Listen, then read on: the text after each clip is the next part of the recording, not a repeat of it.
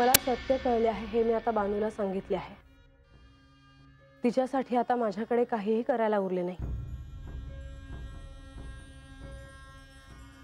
म्हाळसा, मला तुझे म्हणणे मान्य आहे, परंतु ह्यातून निराश न होता हाती असलेल्या प्रत्येक क्षणाचं सोनं करण्याची संधी आता बानूकडे आहे।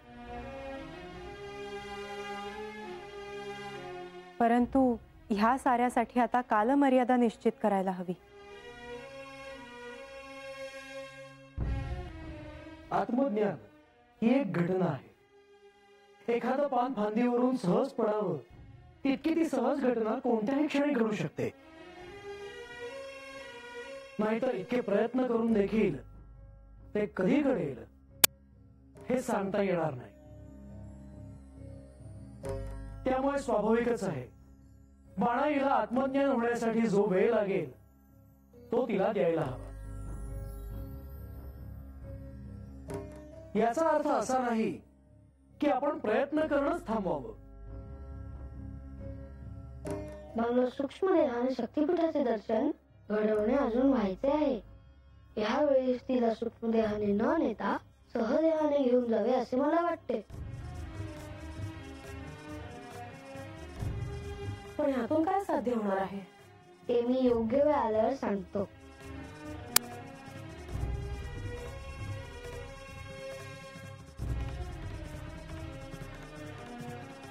मला गडावर कोणीतरी येण्याची चाहूल लागत आहे। ह्यापुढे अवतार समाप्तीपर्यंत कार्य कसे करायचे याचा मी एकांतात विचार करतो।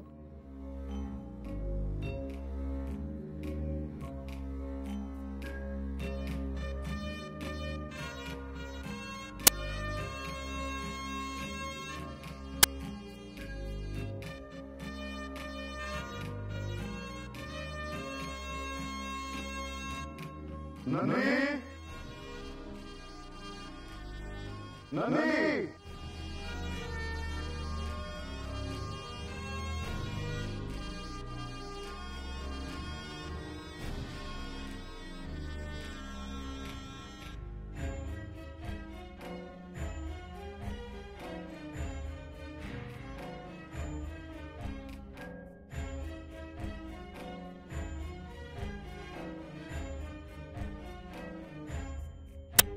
देवा, गडावर भृगु ऋषी आले आहेत, त्यांना तुम्हाला तात्काळ भेटायचे आहे। नंदी, भृगु ऋषींना आतमध्ये येण्यासाठी अनुमतीची काय आवश्यकता?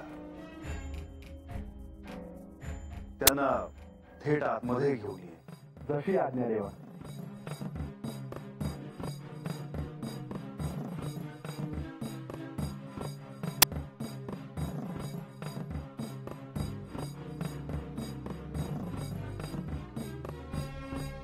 यावेळेस भृगु ऋषींचं गडावर येणं हा एक योगायोग नसावा।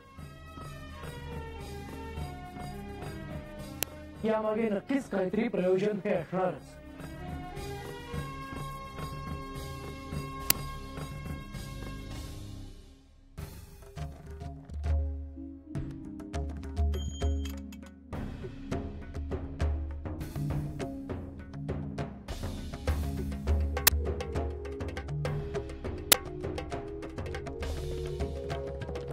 भृगु ऋषी, आपले जेजुरी गडावर स्वागत आहे। श्री मार्तंड भैरव, आदिशक्ती श्री म्हाळसा देवी,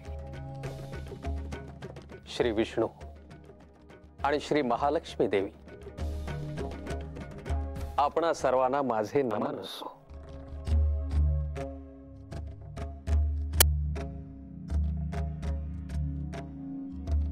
आपणा सर्वांच्या एकत्र दर्शनाचा लाभ हा जेजुरी गडावरच होतो। याआधीही हा दुर्लभ लाभ मला झाला आहे। आपण इथे आलात, आम्हीही प्रसन्न झालो। परंतु भृगु ऋषी, आपण इथे येण्यामागे प्रयोजन काय आहे?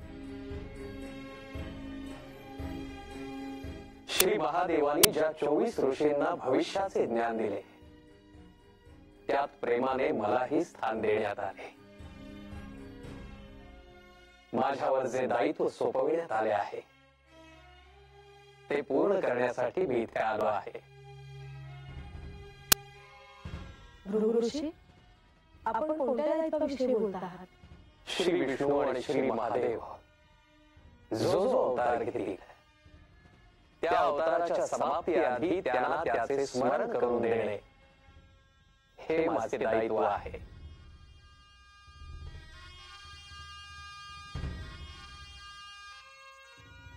श्री मल्हारी अवतार हा कितीही लोभनीय असला तरी या अवताराच्या समाप्तीची तिथी आता समीप आली आहे.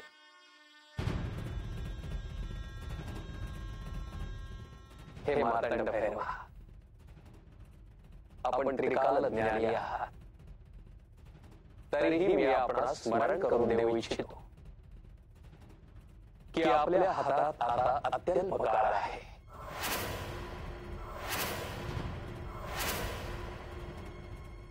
या सृष्टीचे केंद्र असलेला कैलास आपली प्रतीक्षा करतो आहे.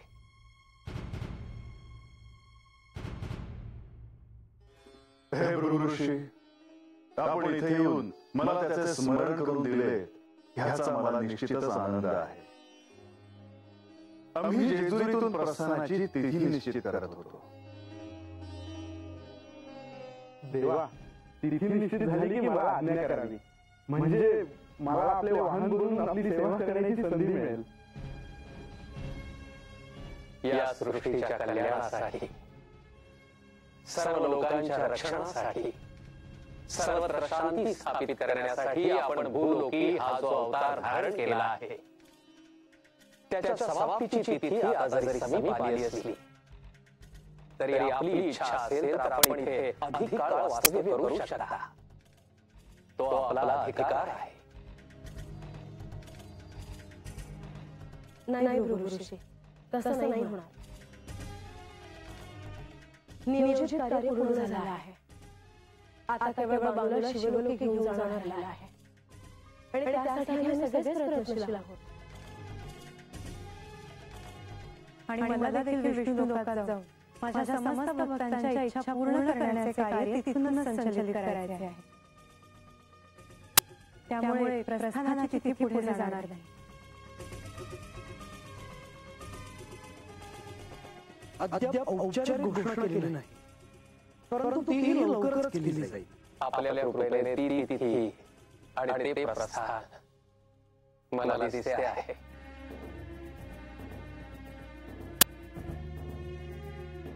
माझे कार्य झाले.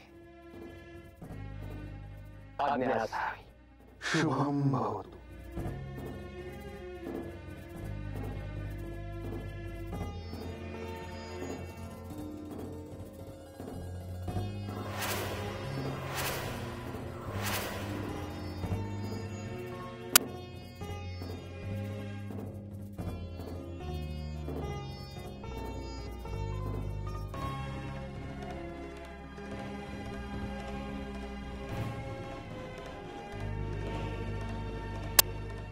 भृगु ऋषी, काय झाले? हे रूप डोळ्यात साठवून घेतो आहे देवा.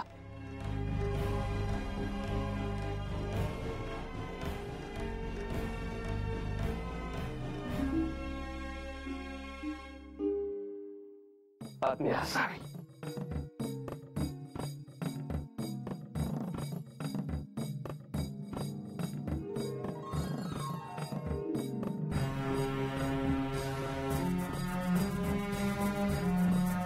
आता आपण आपल्या अवताराची समाप्ती आणि प्रस्थानाची घोषणा लवकरात लवकर करावी असं मला वाटतं.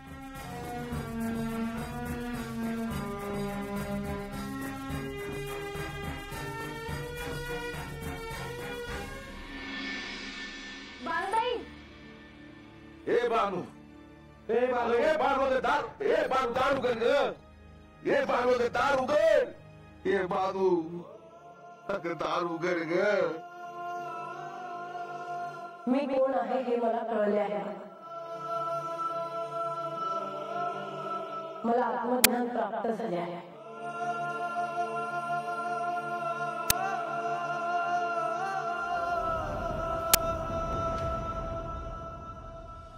आपण सगळ्यांच्या साक्षीने असं ठरवलं होतं की जिला सत्य कळेल ती श्री खंडेरायांसोबत कैलासात जाईल आणि सत्य मला कळलं आहे.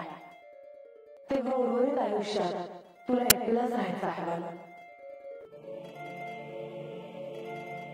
हे आजार सावर स्वतः आता काय करावं रे? आज्या, असं हातपाय गाळून चालायचं नाही. आता आपल्याला काहीतरी करायच हवं. अगं शेवटी काय करणार आपण? ना काय म्हणते, देवासनी हे समजा सांगावं का? देवासनी? वय आजा,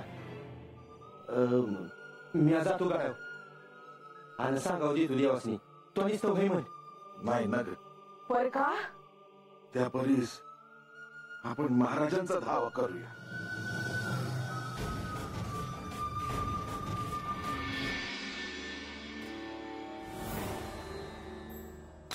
नारायण नारायण.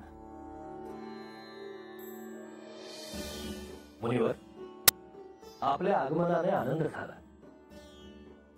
पण मुनिवर, आपण यापूर्वीही स्वर्गलोकी येऊन गेलात आणि आपण माझी भेट घेतली नाही. शचीदेवींची भेट झाली आणि त्यानंतर मला जेजुरीत जावे लागले. मुनिवर, आज आपण इथे आलाय, सर्व कुशल मंगल आहे ना? सगळे कुशलच आहे म्हणायचे. कैलास आता श्री पार्वती देवी आणि श्री महादेव यांची प्रतीक्षा करत आहे. मल्हारी अवतार आता स्वाभाविकपणे पूर्णत्वाच्या दिशेने जात आहे. श्री म्हाळसा देवीनं सत्य कळले आहे हे मला ज्ञात आहे,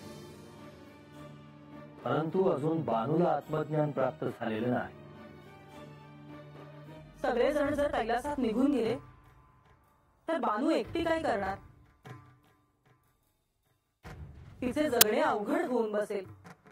मला अशी आशा आहे की बानू तिचे ध्येय साध्य करेल, परंतु अपेक्षित तसे घडत नाही. श्री मल्हारीच्या हृदयात काय आहे ते काही कळत नाही. पण बानूकडे अजून काही काळ आहे ना? हो, कारण श्री म्हाळसा देवींनी अजून सत्य समजल्याची घोषणा केलेली नाही. बानू विषयी प्रेम असल्यामुळेच त्यांनी तसे केले असावे. पण मुनिवर, याचा अर्थ कधीही काहीही होऊ शकतं. कैलासात निघून जाण्याचा त्यांचा निर्णय होऊ शकतो, बरोबर ना? महाराज, हो तुम्ही कुठं आहे? महाराज, माया बानूला तुम्हीच वाचवा. तुम्हीच तिला समजावून सांगा. महाराज, तुम्ही हट्ट या. महाराज, तुम्ही हट्ट या. ओ महाराज,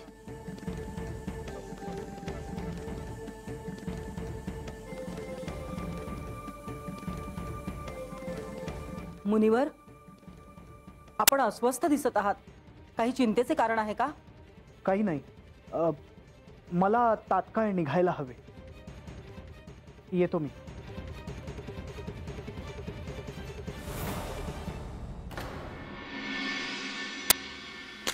नारायण नारायण.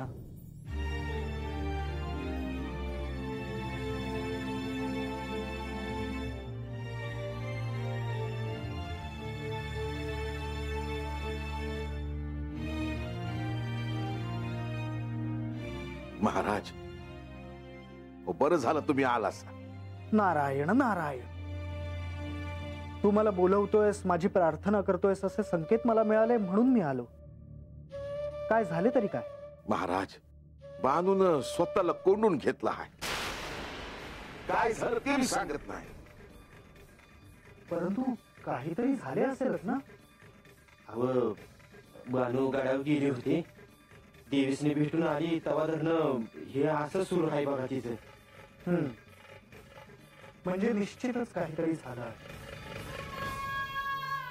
महाराज, तसं काय झालं आहे ते आम्हाला ठाव नाही, पण आम्ही आमच्या डोळ्यांनी पाहिलं, ऐकलं, ते बी कारण असेल. हो, मला कसे नाही ठाऊक. महाराज तुम्ही हात लावता नव. सांग बर, मला ही उत्सुकता आहे की नेमके काय झाले आहे. देवानी बानूशी बोलणं टाकलं. अव एवढंच काय, देव तिच्याकडे बघाय तयार नाही. नारायण नारायण, हे तर गंभीर आहे. बानू खचणे स्वाभाविक आहे. महाराज तुम्ही काय बी करा, पण बानूशी बोलून बघा, तुमचं ती ऐकल.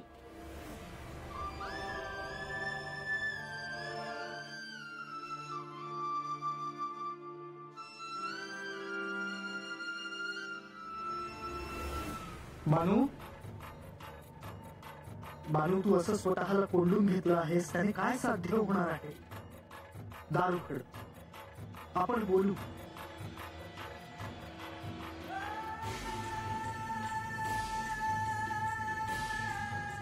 बानू तू याआधी इतक्या संकटांना समर्थपणे सामोरं गेली आहेस आणि आता अशी हार का मानतेस.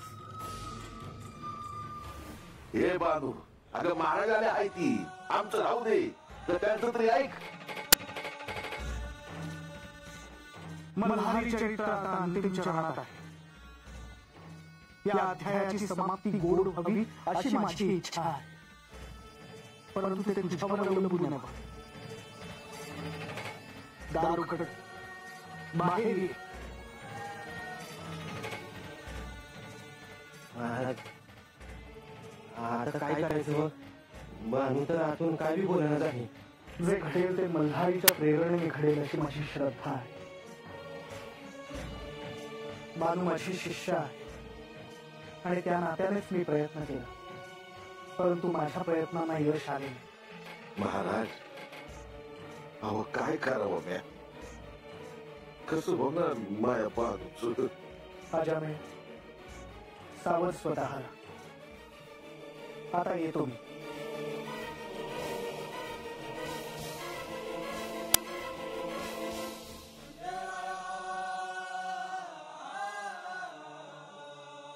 ए बानू, अगं दार उघड ग. ए बानू.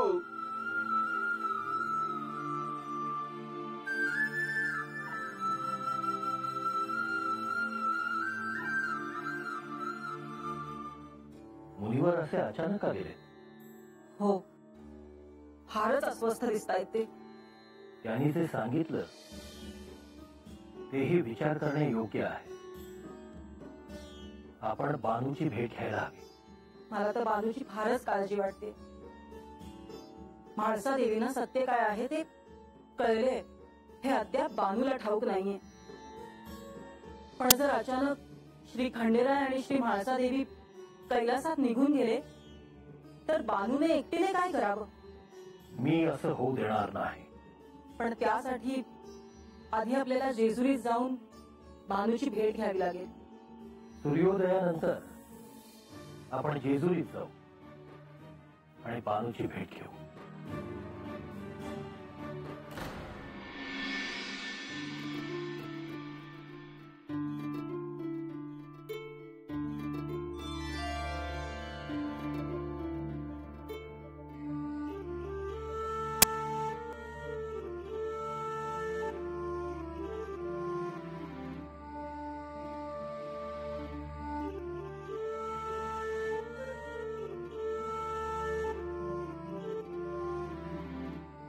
गणेश, तू अजून झोपला नाहीस? झोप नाहीये? नाही. का? काय झालं? ह्या गडावर खूप कमी दिवस राहिले आहेत. त्यानंतर आपण कैलासात असू, त्याचाच मी विचार करत होतो. हो, पण जरी आपण इथे नसलो तरी सदैव शक्ती रूपाने इथे असणार आहोत. हो, पण बाणे आपल्या सोबत शिवलोकात येणार आहे की नाही याचे उत्तर आता येणार काळच देईल. मी माझ्या परीने सगळे प्रयत्न केले आहेत. आता बाकी सगळं तिच्या हातात आहे. गणेश, माते, मी तुला विचारू, रागवणार नाहीस ना? विचार.